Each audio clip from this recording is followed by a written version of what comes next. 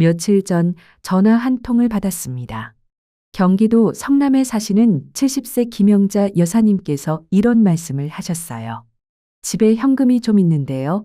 이걸 그냥 들고 은행에 가도 괜찮을까요? 세무서에서 뭐라고 하지 않을까요? 요즘 이런 전화를 자주 받습니다. 그동안 틈틈이 모은 목돈을 은행에 넣으려다가 괜히 이상하게 보일까 걱정되어 며칠을 고민만 하시는 분들이 많습니다. 특히 장사하시던 어르신들, 슈퍼나 반찬 가게처럼 현금으로 매출을 받으신 분들이 많이 그러시죠. 김 여사님도 30년 넘게 동네 작은 식료품점을 운영하시다가 작년 여름 가게를 정리하셨고, 그동안 모은 5천만 원 정도를 금고에 넣어 두고 계셨습니다. 그런데 최근에 고령층 대상 특판 예금이 이자율도 좋고 조건도 괜찮다는 얘기를 듣고 이참에 정리해서 예금하시려고 했던 거죠. 하지만 혹시라도 이런 큰 돈을 한 번에 넣으면 세무조사 나오는 건 아닐까 하는 걱정에 은행 창구 앞에서 발길이 멈추셨다고 하네요. 이런 고민 김 여사님만 하시는 게 아닙니다. 요즘 들어 자주 듣는 이야기입니다. 정당하게 모은 내 돈인데도 괜히 불안하고 찜찜한 마음이 드는 건 제도에 대한 정보가 부족해서 그렇습니다. 오늘은 그 부분에 대해 차근차근 설명드리려 합니다. 두려워할 필요도 숨길 필요도 없습니다. 내가 모은 돈이라면 당당하게 설명하고 안전하게 예금할 수 있어야 하니까요. 비슷한 경험이 있으셨다면 댓글로 나눠주세요. 여러분의 일상이 불안해지지 않도록 저희가 함께하겠습니다. 희진 채널 구독하고 꼭 알아야 할 정보 놓치지 마세요. 김영자 여사님께서 가장 처음 하신 말씀 중 하나는 이웃가게 사장님 이야기를 들으신 거였어요. 그분이 얼마 전 큰돈을 입금했는데 며칠 지나지 않아 세무서에서 전화가 왔다고 하더랍니다. 그 이야기를 듣고 여사님도 나도 혹시 그런 일 겪게 되면 어떡하지 하는 걱정이 드신 거죠. 사실 이런 걱정을 하시는 분들 요즘 정말 많습니다. 식당, 미용실, 슈퍼처럼 현금으로 장사해 오신 분들이나 벼 수확철에 현금을 크게 받으시는 농촌 어르신들, 또는 자녀 결혼 때문에 부동산을 매도하고 목돈을 손에 쥐신 분들까지 다들 비슷한 고민을 안고 계시더라고요. 내가 번 돈인데 왜 이렇게 조심해야 하지? 이런 생각이 드시는 건 너무나 당연한 일입니다. 예전에는 이런 제도가 없었으니까요. 하지만 지금은 금융범죄가 갈수록 정교해지면서 정부가 고액 현금 거래를 자동으로 보고하는 시스템을 운영하게 된 겁니다. 이를 통해 수상한 자금 흐름은 빨리 차단하고 정상적인 거래는 오히려 더 안전하게 보호하려는 목적이에요. 문제는 이 제도를 정확히 이해하지 못한 채 괜한 걱정에 스스로 위축되시는 분들이 많다는 겁니다. 김 여사님도 처음엔 혹시 문제가 될까봐 그 돈을 몇 번으로 나눠서 입금하면 괜찮지 않겠냐고 물어보셨죠. 하지만 그런 방식은 오히려 이상 거래로 분류될 가능성이 높습니다. 최근에는 거래 패턴을 실시간으로 분석하는 시스템이 있어서 비슷한 금액을 반복 입금하는 경우 오히려 더 주의 깊게 확인하게 되어 있어요. 여사님이 가장 궁금해하신 건 얼마부터 보고가 되는 건지, 보고되면 바로 세무조사가 나오는 건지 같은 현실적인 문제들이었습니다. 그리고 그 뒤에 깔린 가장 큰 걱정은 결국 혹시 내가 뭔가 잘못한 사람이 되는 건 아닐까 하는 두려움이었죠. 그래서 제가 이렇게 말씀드렸습니다. 이건 여사님을 감시하려는 게 아니라 오히려 여사님 같은 분들을 보호하려는 제도입니다. 정당하게 번 돈이라면 전혀 걱정하지 않으셔도 됩니다. 비슷한 경험이 있으셨다면 댓글로 나눠주세요. 여러분의 일상이 불안해지지 않도록 저희가 함께하겠습니다. 희진 채널 구독하고 꼭 알아야 할 정보 놓치지 마세요. 김영자 여사님께서 가장 처음 하신 말씀 중 하나는 이웃가게 사장님 이야기를 들으신 거였어요. 그분이 얼마 전 큰돈을 입금했는데 며칠 지나지 않아 세무서에서 전화가 왔다고 하더랍니다. 그 이야기를 듣고 여사님도 나도 혹시 그런 일 겪게 되면 어떡하지 하는 걱정이 드신 거죠. 사실 이런 걱정을 하시는 분들 요즘 정말 많습니다. 식당, 미용실, 슈퍼처럼 현금으로 장사해 오신 분들이나 벼 수확철에 현금을 크게 받으시는 농촌 어르신들, 또는 자녀 결혼 때문에 부동산을 매도하고 목돈을 손에 쥐신 분들까지 다들 비슷한 고민을 안고 계시더라고요. 내가 번 돈인데 왜 이렇게 조심해야 하지? 이런 생각이 드시는 건 너무나 당연한 일입니다. 예전에는 이런 제도가 없었으니까요. 하지만 지금은 금융범죄가 갈수록 정교해지면서 정부가 고액 현금 거래를 자동으로 보고하는 시스템을 운영하게 된 겁니다. 이를 통해 수상한 자금 흐름은 빨리 차단하고 정상적인 거래는 오히려 더 안전하게 보호하려는 목적이에요. 문제는 이 제도를 정확히 이해하지 못한 채 괜한 걱정에 스스로 위축되시는 분들이 많다는 겁니다. 김 여사님도 처음엔 혹시 문제가 될까봐 그 돈을 몇 번으로 나눠서 입금하면 괜찮지 않겠냐고 물어보셨죠. 하지만 그런 방식은 오히려 이상 거래로 분류될 가능성이 높습니다. 최근에는 거래 패턴을 실시간으로 분석하는 시스템이 있어서 비슷한 금액을 반복 입금하는 경우 오히려 더 주의 깊게 확인하게 되어 있어요. 여사님이 가장 궁금해하신 건 얼마부터 보고가 되는 건지, 보고되면 바로 세무조사가 나오는 건지 같은 현실적인 문제들이었습니다. 그리고 그 뒤에 깔린 가장 큰 걱정은 결국 혹시 내가 뭔가 잘못한 사람이 되는 건 아닐까 하는 두려움이었죠. 그래서 제가 이렇게 말씀드렸습니다. 이건 여사님을 감시하려는 게 아니라 오히려 여사님 같은 분들을 보호하려는 제도입니다. 정당하게 번 돈이라면 전혀 걱정하지 않으셔도 됩니다. 김영자 여사님처럼 큰 금액을 입금하려는 고객분들께서 가장 많이 물어보시는 게 있습니다. 도대체 얼마부터 신고가 되는 거죠? 라는 질문인데요. 여기서 먼저 말씀드리고 싶은 건 우리가 흔히 말하는 현금거래 보고제도는 단순히 금액만으로 작동하는 게 아니라는 점입니다. 물론 기본적으로 1회에 1천만 원 이상의 현금을 입출금하면 그 내역은 금융정보분석원 FIU이라는 기관에 자동으로 전달됩니다.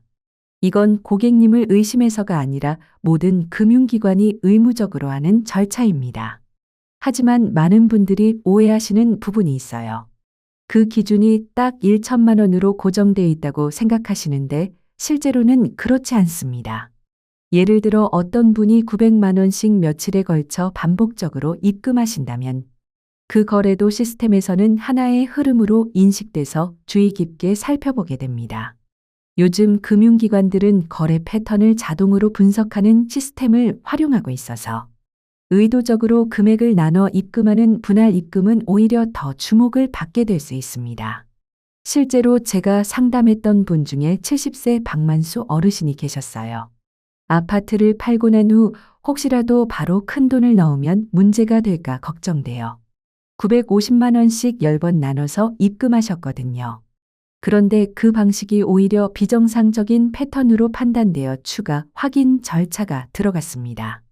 그리고 또 한 가지 중요한 제도가 있습니다. 의심거래 보고제도 STR라는 건데요.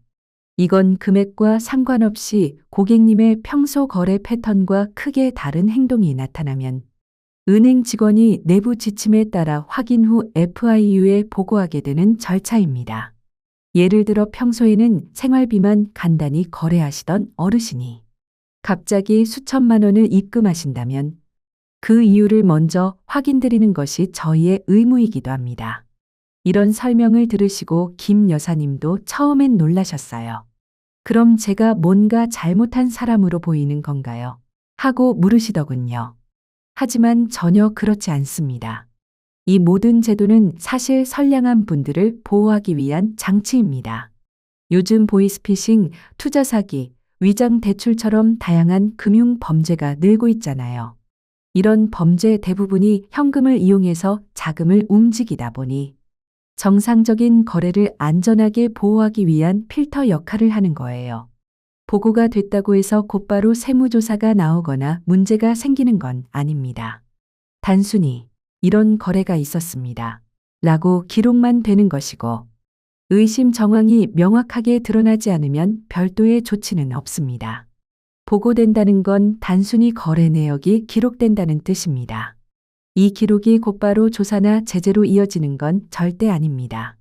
실제로 금융기관과 FIU에서 별도로 확인하는 건 정말로 이상 징후가 명확하거나 자금 출처가 전혀 설명되지 않을 때뿐입니다. 제가 현장에서 만나뵌 어르신들 중에도 이런 오해를 하시는 분들이 많았어요.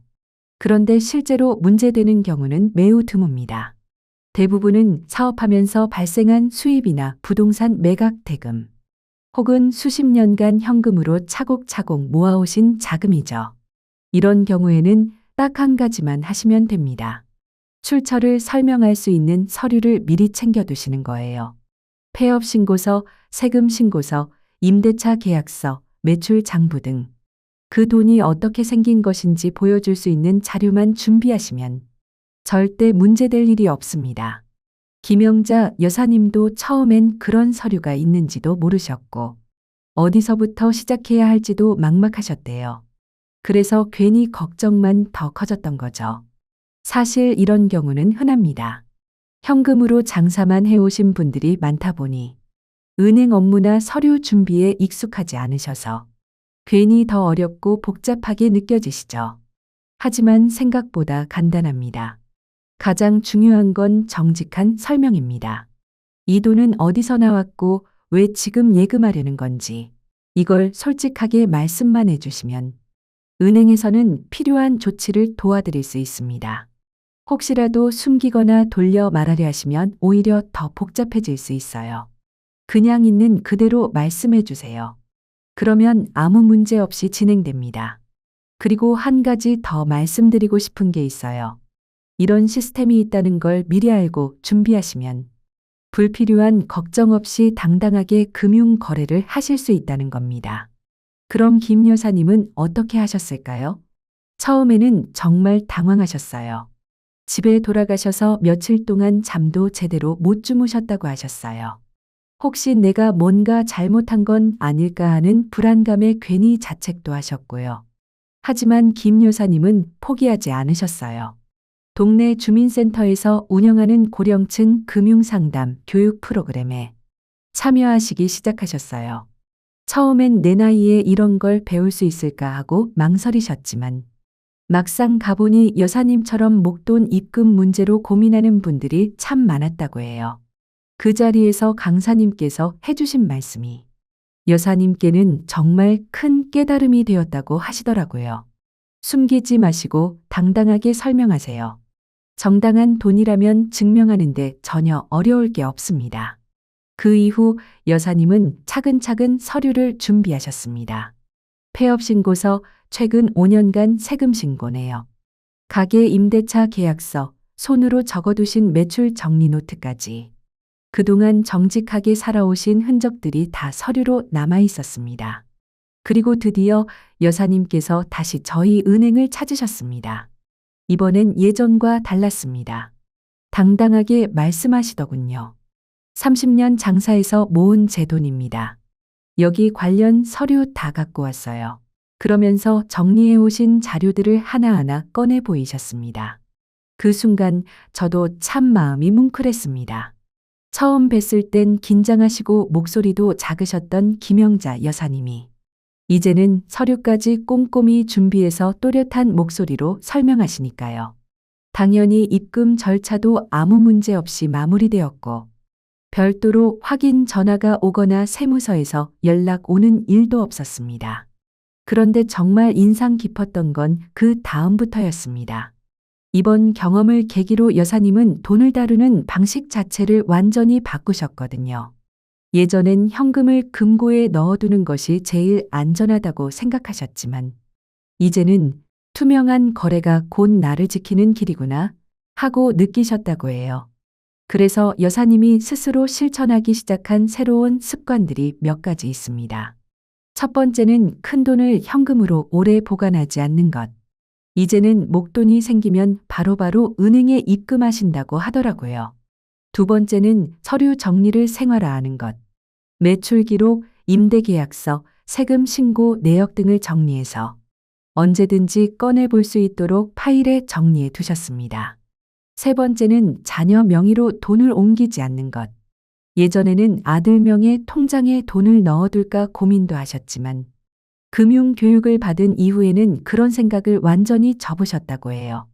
요즘은 10백만 원 이상을 자녀 명의로 이체하면 국세청 시스템에 자동으로 포착돼서 증여세 대상이 될 수 있기 때문에 정식으로 증여 신고를 하지 않으면 가산세까지 나올 수 있습니다. 그래서 여사님도 귀찮더라도 정직하게 하자는 마음을 갖게 되셨다고 하셨어요.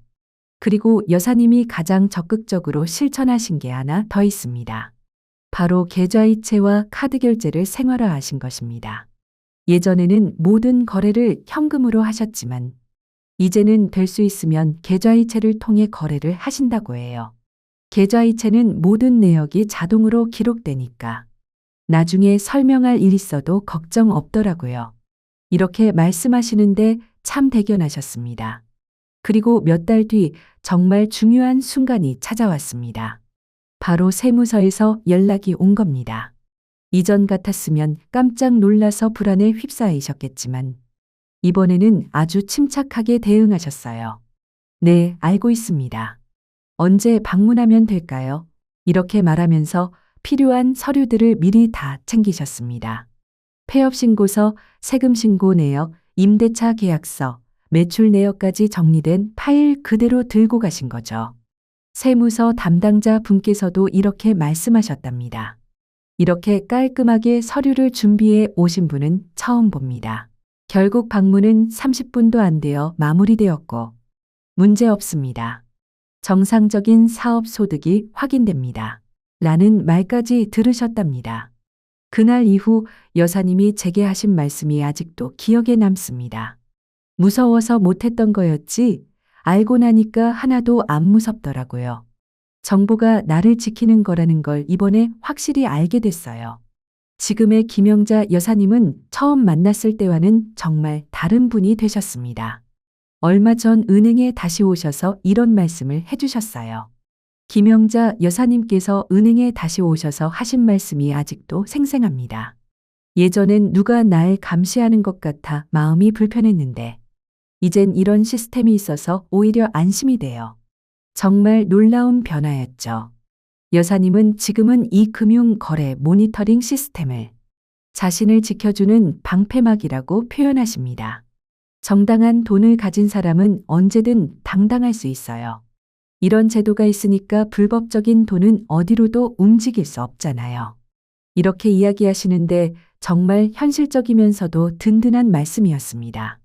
여사님은 이후 본인의 경험담을 주변 어르신들에게 나누기 시작하셨어요.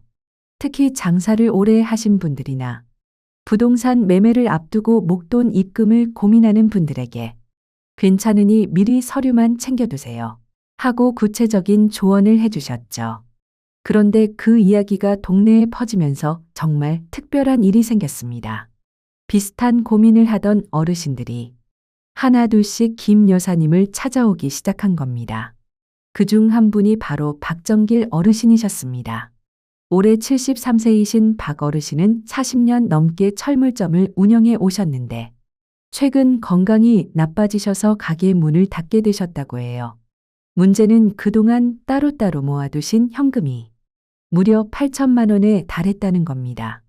그 돈을 집안 서랍, 장롱, 김치냉장고 속에 나눠서 숨겨두고 계셨다고 하더라고요. 박 어르신께서 가장 두려워하셨던 건 세금 문제였습니다. 혹시 내가 예전부터 세금 신고를 제대로 안 했으면 어쩌지? 이 돈을 지금 은행에 넣었다가 조사가 들어오면 어떡하지? 그 걱정이 너무 크다 보니 밤에 잠도 못 이루시고 가족들한테도 말 못하고 혼자 끙끙 앓고 계셨다고 합니다. 실제로 박 어르신은 예전에 일부 현금 매출을 신고하지 않으신 적도 있었고 장부도 제대로 정리되어 있지 않았어요. 그러다 보니 지금 와서 출처를 설명하라고 하면 막막하게 느껴지는 것도 충분히 이해가 됩니다. 그런데 그때 김영자 여사님께서 정말 중요한 조언을 해주셨습니다. 걱정만 하시지 말고 지금부터라도 정리를 시작하세요. 김영자 여사님의 조언에 용기를 얻은 박정길 어르신은 결국 결심하셨습니다. 여사님과 함께 세무서를 찾아가 과거의 신고 내역을 하나하나 확인해 보기로 하신 거죠. 막상 가서 확인해 보니 걱정하시던 것보다 상황은 훨씬 나았습니다. 물론 일부 매출이 누락된 부분은 있었지만 세무서 직원분께서도 이렇게 말씀하셨습니다. 이 정도는 수정신고만으로 충분히 해결 가능합니다. 그 말을 듣는 순간 박 어르신은 눈시울이 붉어지셨습니다. 6딸을 혼자 끙끙 앓았는데 이렇게 간단할 줄 몰랐어요. 하며 눈물을 훔치셨다고 해요. 다행히도 수정신고를 통해 추가로 납부해야 할 세금도 생각보다 많지 않았고 분할 납부도 가능하다고 안내받으셨습니다. 그제야 비로소 어르신 마음속에 큰 돌덩이가 내려가는 듯한 표정이셨죠. 그런데 여기서 중요한 걸 하나 더 깨달으셨다고 해요. 왜 이렇게 쉬운 걸 진작하지 않았을까?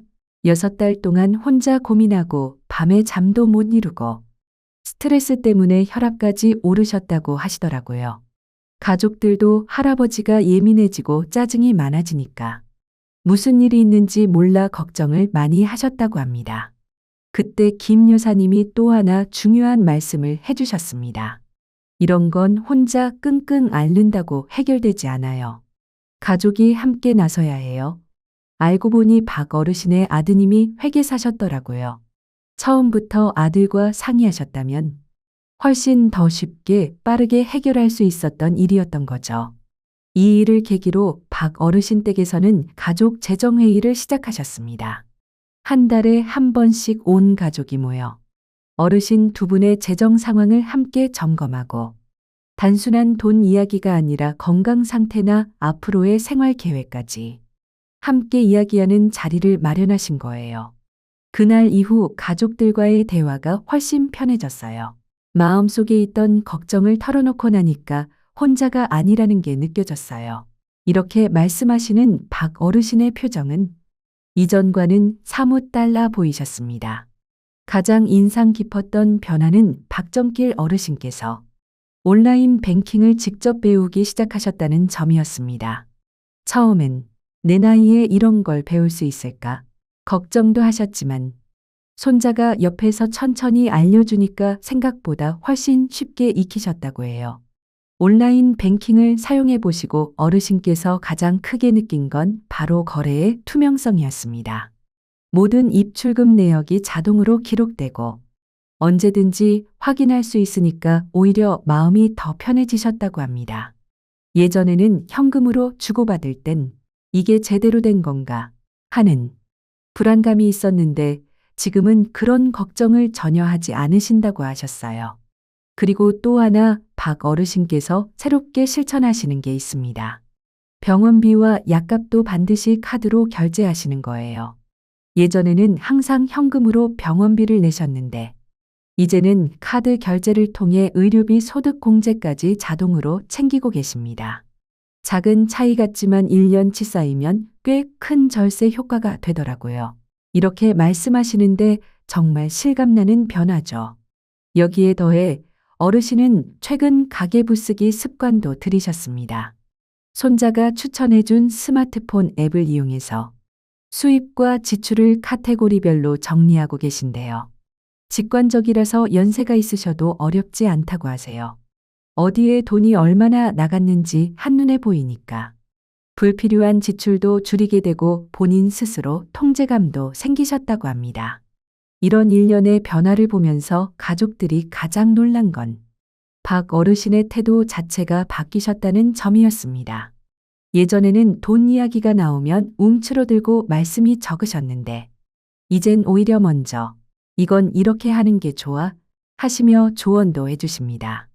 특히 며느님이 부동산 투자를 고민하신다고 했을 때 박 어르신께서 이렇게 말씀하셨다고 해요. 함부로 결정하지 말고 전문가한테 꼭 먼저 상의해봐. 모든 절차는 투명하게 진행해야 나중에 문제도 없다. 예전 같았으면 나는 잘 모르니까 너희가 알아서 해 하셨을 텐데 이제는 본인의 경험을 바탕으로 현실적인 조언자가 되신 거죠. 요즘 박 어르신께서 가장 자주 하시는 말씀이 있습니다. 정보는 무기다. 모르니까 무섭고 알고 나면 하나도 어렵지 않더라. 그래서 지금은 동네 경로당에서도 비슷한 고민을 가진 어르신들께 본인의 이야기를 전하고 계세요. 저도 처음엔 겁이 나서 아무것도 못했어요. 근데 알고 나니까 준비하면 되는 일이더라고요. 이렇게 얘기해 주시니까 다른 분들도 마음이 놓이시더라고요. 김영자 여사님께서 본인의 경험을 통해 주변 어르신들에게 가장 자주 해주시는 조언이 몇 가지 있습니다. 이건 단순한 이론이 아니라 직접 겪고 체득하신 내용이라 더 믿음이 가죠. 첫 번째는 부동산을 매매하고 계약금이나 잔금을 받을 때는 반드시 매매계약서 사본을 은행에 함께 제출하라는 것입니다. 이렇게 하면 수천만 원 이상의 금액이 입금되더라도 별다른 문제 없이 예금 처리될 수 있습니다. 실제로 여사님의 지인 중 75세이신 분이 아파트 매도 후 계약서 사본을 제출하여 아무 문제 없이 거래를 마무리하셨다고 해요. 두 번째는 자녀에게 돈을 줄 때 절대 몰래 주지 말라는 것입니다. 요즘은 증여세 시스템이 자동화되어 있어서 10백만 원 이상을 자녀 계좌로 이체하면 국세청 시스템에 자동으로 포착되고 제대로 신고하지 않으면 가산세까지 나올 수 있습니다. 예전에는 귀찮아서 통장을 몰래 만들어주는 경우도 있었지만 이제는 그런 방식이 오히려 더 큰 문제로 이어질 수 있습니다. 김 여사님도 처음에는 그런 제도를 몰랐지만 금융교육을 받은 이후 정식으로 증여 신고를 하고 자녀에게 전달하셨습니다. 세 번째는 자영업자 분들은 사업용 통장을 따로 운영하라는 것입니다. 개인 통장과 뒤섞어서 사용하면 나중에 거래 출처를 설명하기가 매우 복잡해지기 때문입니다. 매출이 들어오는 계좌와 개인 생활비 계좌를 명확히 나누어 관리하는 습관만으로도 불필요한 오해를 피할 수 있습니다. 그리고 여사님이 특히 강조하시는 게 있습니다. 영수증이나 거래 증빙 서류를 철저히 보관하라는 것입니다. 예전에는 이런 걸 뭐하러 챙겨 하셨지만 이번 일을 겪고 나선 작은 영수증 하나도 날짜별로 정리해서 파일에 따로 보관하고 계세요. 또 하나 중요한 건 계좌이체를 적극 활용하라는 겁니다. 현금은 추적이 어렵지만 계좌이체는 모든 내역이 자동으로 남기 때문에 나중에 입증할 때도 훨씬 수월합니다. 여사님도 지금은 100만 원 이상 거래는 무조건 이체로만 하신다고 해요.